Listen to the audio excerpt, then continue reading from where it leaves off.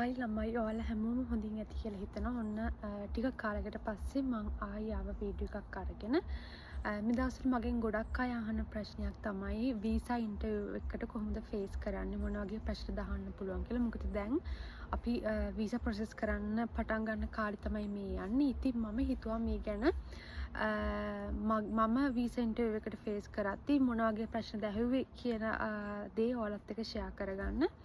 ඉතින් මුලින්ම කියන්න ඕනේ සමහර රටවල් වලට වීසා ඉන්ටර්විව් නැහැ. සමහර රටවල් වල අපි ස්ටුඩන්ට් වීසා ඇප්ලයි කරලා යද්දී එයාලා ස්ටුඩන්ට් වීසා වලට ඉන්ටර්විව් එකක් කෝල් කරන්නේ නැහැ. හැබැයි සමහර රටවල් වලට ඉන්ටර්විව් එකක් කෝල් කරනවා.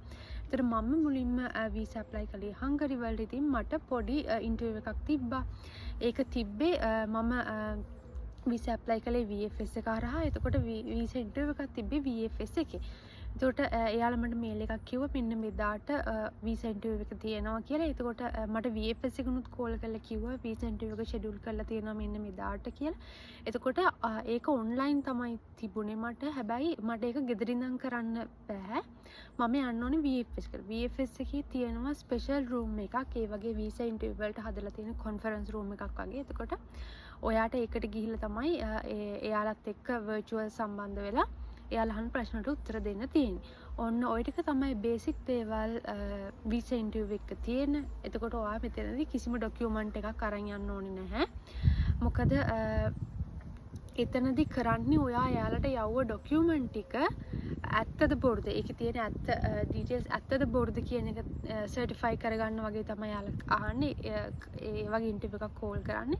එතකොට එතනදී අහන්න පුළුවන් ප්‍රශ්න කීපයක් තමයි අද මම කතා කරන්න බලාපොරොත්තු වෙන්නේ. දැන් මම කතා කරන්න යන්නේ මුලින් ඉඳන් මගෙන් අහපු ප්‍රශ්න මොනවාද කියන එක. එතකොට මගෙන් මම ස්කෝලර්ෂිප් එකක් යටතේ මගේ ස්ටුඩන්ට් වීසා එක ප්‍රොසෙස් කරපු නිසා එයාලා මගෙන් ඇහුවේ නැහැ මගේ ෆයිනෑන්ෂියල් බෑග්ග්‍රවුන්ඩ් එක ගැන, කවුද මට ස්පොන්සර් කරන්නේ, කාගේ සල්ලිද මම මේ පෙන්නලා තියෙන්නේ, මගේ බැංක් ස්ටේට්මන්ට් ගැන කිසිම දෙයක් මගෙන් ඇහුවේ නැහැ. එයාලා ඇහුවේ කියන්නේ මගේ ස්ටඩීස් වලට සම්බන්ධ ප්‍රශ්න කීපයක් තමයි මගෙන් ඇහුවේ. එතන මගෙන් අහපු පළවෙනි ප්‍රශ්නේ තමයි එහෙම අර නම ගම කියා ඒ වගේ ප්‍රශ්න නම් ඇහුවේ නැහැ. මුලින්ම ඇහුවේ මීට කලින් මොකක් හරි රටකට වීසා ඇප්ලයි කරලා තියනවාද කියලා. එතකොට මම කිව්වා නැහැ කියලා. එතකොට එයාලා ඒ වෙලාවේ මගේ පාස්පෝර්ට් එක අරගෙන ඒක මම කියන්නේ ඇත්තද කියන එක තමයි එයාලා ඒ වෙලාවේ චෙක් කරන්නේ, මගේ ඩොකියුමන්ට්ස් එකින් එක. ඊට පස්සේ මගෙන් ඇහුවා. ඒතර එයාලා මගෙන් අහපු දෙවෙනි ප්‍රශ්නේ තමයි ඇයි රට යන තීරණය කළේ කියලා. එතකොට මම කිව්වේ මම මෙහෙම ස්කෝලර්ෂිප් එකට ඇප්ලයි කළා. ඒක මට ඇක්සෙප්ට් වෙච්ච නිසා තමයි මම මෙහෙම රට යන තීරණය කළේ කියලා. එතකොට මගෙන් ඇහුවා කොහොමද ඇප්ලයි කළේ ඒකට. එතකොට මං කිව්වා එයාලගේ වෙබ්සයිට් එක හරහා ඇප්ලයි කළේ. කවද්ද ඇප්ලයි කළේ? ඒ වගේ ප්‍රශ්න කිහිපයක් ඇහුවා. කවද්ද ඇප්ලයි කළේ? කවද්ද ඔයාව තේරුණා කියලා ඔයා දැනගත්තේ කොහොමද? එතකොට මං කිව්වා ඉන්ටර්විව් එකක් තිබ්බා. ඉන්ටර්විව් එකෙන් පස්සේ දවස් කිහිපයකට පස්සේ මට යාළුවා උත්තරයක් දුන්නා.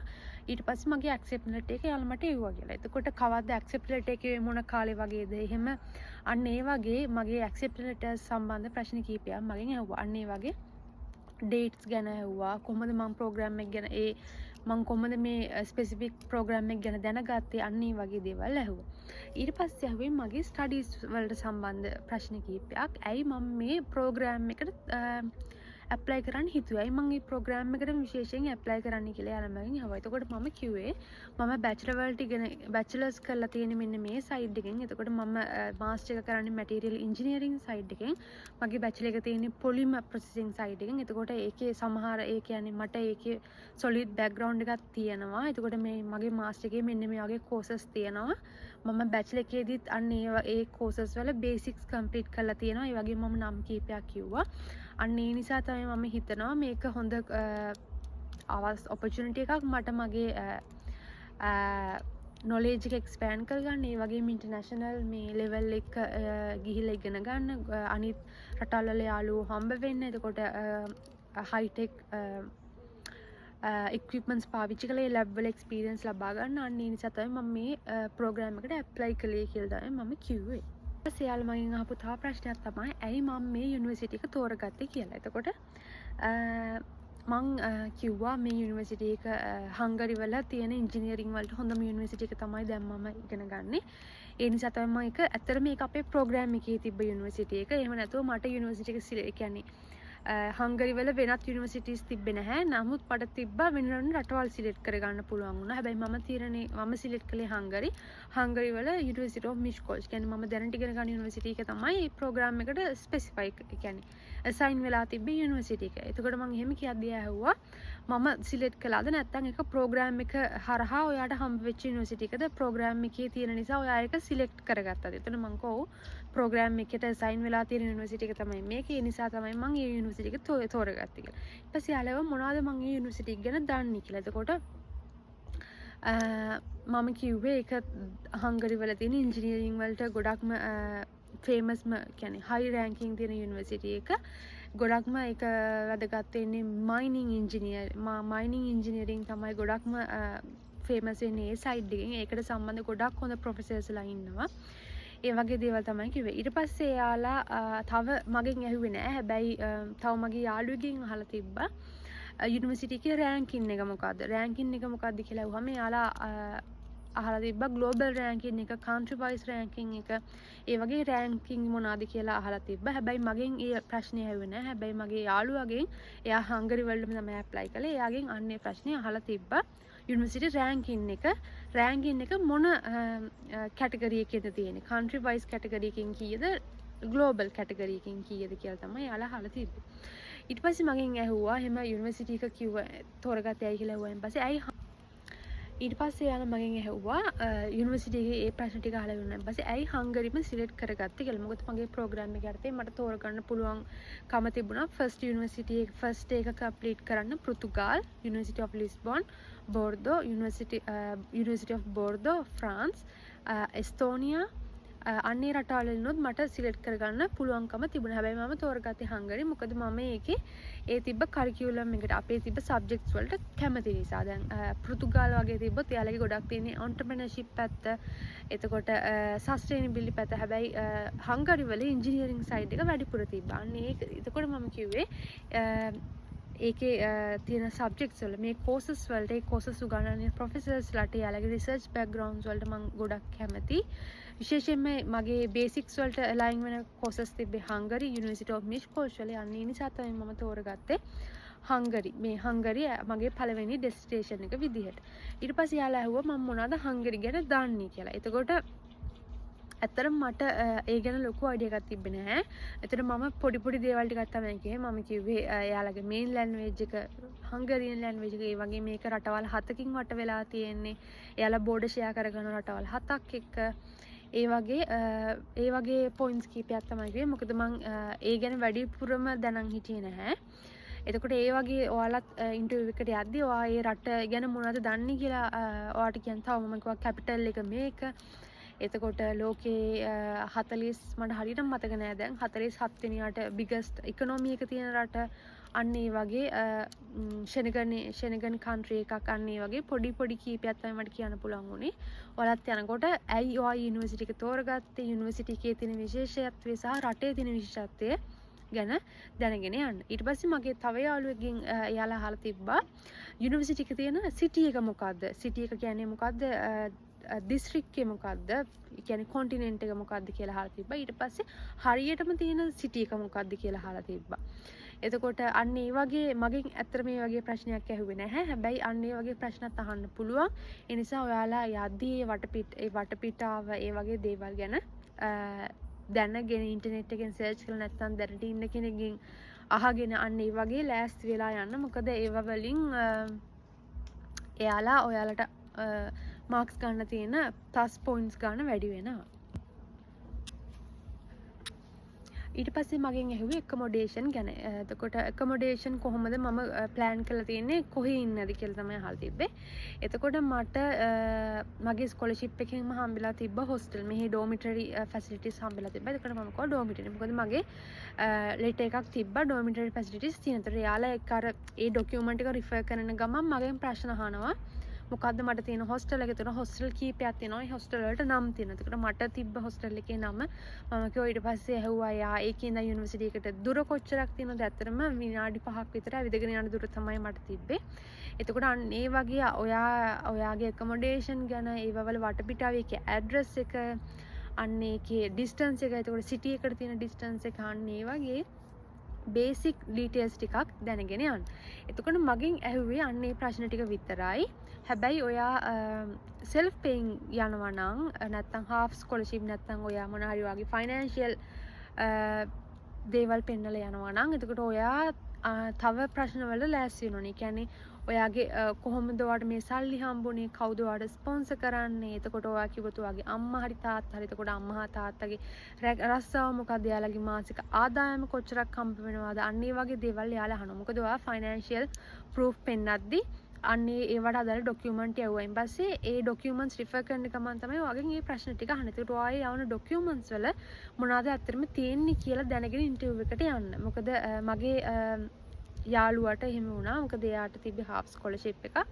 එයා පෙන්නුවා එයාගේ තාත්තගේ ෆයිනෑන්ෂියල් බෑග්ග්‍රවුන්ඩ් එක. එතකොට එයාගෙන් ඇහුවා තාත්තට සල්ලි හම්බ වෙන්නේ කොහොමද, එයාගේ රස්සාව මොකක්ද, එතකොට තව පවුලේ කී දෙනෙක් ඉන්නවද, එතකොට එයාලා කරන ජොබ් එයාලා ඉගෙන ගන්නවද, එයාලගේ තත්ත්වය කොහොමද, ඊට පස්සේ එයාලා ජොබ් කරනවා නම් මොනවද එයාලා කරන ජොබ්. ඒ කියන්නේ එයාලා බලනවා මේ පෙන්නපු සල්ලි වලට අමතරව තව ඔයා රටකට ගියායින් පස්සේ සල්ලි ඕනොත් එයාලට එවන්න වත්කමක් තියනවාද, එයාලට එවන්න පුළුවන්ද. අන්න ඒ වගේ දේවල් තමයි. ඒ නිසා තමයි එයාලා අහන්නේ එයාලා කරන රස්සාවල් මොනවද, ඔයාගේ පවුලේ අනිත් අයගේ ගැන විස්තර අහන්නේත් අන්න ඒ නිසා. එතකොට මෙන්න මේ ප්‍රශ්න ටික තමයි බේසික්. මගෙන් ෆයිනෑන්ෂියල් පැත්ත ඇහුවේ නෑ. මොකද මං ස්කෝලර්ෂිප් එකක් කරහා ආපු නිසා මම මේ ඒ ෆයිනෑන්ෂියල් ගැන අහලා තිබි මගේ යාළුවෙක්ගෙන්. එතකොට මං එයාත් එක්කත් කතා කරලා තමයි මේ එයාගේ අහපු ප්‍රශ්න මොනවද කියලා දැනගත්තේ. එතකොට ඔන්න ඒ වගේ ප්‍රශ්න ටිකක් තමයි වීසා ඉන්ටර්විව් එකේදී මගෙන් ඇහුවේ. ඒ වගේම තමයි තව දෙයක් මට මම ඩොකියුමන්ට්ස් බාර දෙද්දි වීසා ප්‍රොසෙස් කරද්දි මට සමහර ඩොකියුමන්ට්ස් බාර දෙන්න බැරි වුණා. ඒ කියන්නේ මගේ පොලිස් රිපෝට් එකක් කිව්වා. හැබැයි ලංකාවේ පොලිස් රිපෝට් එකක් ගන්න සාමාන්‍යයෙන් මාසයක් සති 3ක් විතර යනවා. හැබැයි මට එච්චර කාලයක් තිබ්බේ නැහැ. ඒ නිසා මට පොලිස් රිපෝට් එක දෙන්න බැරි වුණා. මම දුන්නේ පොලිස් රිපෝට් එකට ඇප්ලයි කළායින් පස්සේ මට ඒක ගෙව්වහම හම්බෙන රිසිප්ට් එක තමයි මම ඩොකියුමන්ට් එකක් විදිහට දුන්නේ. ඒ වගේම තමයි මම කිසිම ෆයිනෑන්ෂියල් බෑග්ග්‍රවුන්ඩ් එකක් පෙන්නුවේ නැහැ. මගේ බැංක් ස්ටේට්මන්ට් මුකුත් පෙන්නුවේ නැහැ. ඒ වගේම තමයි මට තව දෙයක් කරගන්න බැරි වුණා. මගේ බර්ත් සර්ටිෆිකේට් එක ලීගලයිස් කරගන්න බැරි වුණා මට ෆොරින් මිනිස්ට්‍රි එකේ. මොකද මට එයාලා ඩේට් එක දීලා කල් තිබ්බේ නැහැ ඒ ටික බ්ලාස්ට් කරගන්න. ඒ කියන්නේ එයාලා මට සිකුරාදා එව්ව මෙන්න මේ ඩොකියුමන්ට්ස් ටික ඕනේ. හැබැයි මට කිව්වා සවුන්දා ගිහින් ඒ ටික සබ්මිට් කරන්න කියලා. මට වීකෙන්ඩ් එකේ ටික ප්‍රොසෙස් කරගන්න බැරි වුණා. ඒතර මම සවුන්දා ඒ වෙලාවට ගිහින් සබ්මිට් කළා. සබ්මිට් කළා ඊපස්සේ VFS එකෙන් ඒ ටික බාරගත්තා. එතකොට ඇවිල්ලා මම ආයි එම්බසි එකට මේල් එකක් දැම්මා. මට මෙන්න මේ වගේ ප්‍රශ්නයක් වුණා. මට මෙන්න මේ වගේ ඩොකියුමන්ට්ස් එක මෙහෙම කරගන්න බැරි වුණා.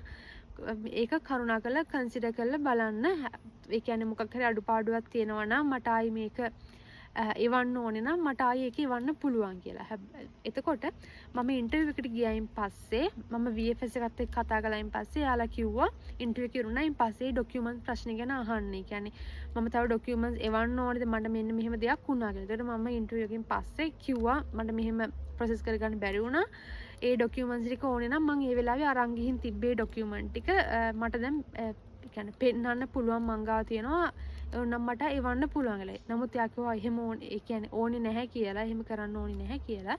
ඉතින් ඔයාගෙත් ඒ වගේ ඩොකියුමන්ට්ස් ගැන මොකක් හරි ඔයාලට ප්‍රශ්නයක් තියෙනවා නම් ඒ වගේ ඉන්ටර්විව් එක ඉවරුනයින් පස්සේ ඔයාට ඒක ඩිස්කස් කරගන්න. ඒ කියන්නේ ඒ ඔෆිස් එකෙන් අහන්න පුළුවන්.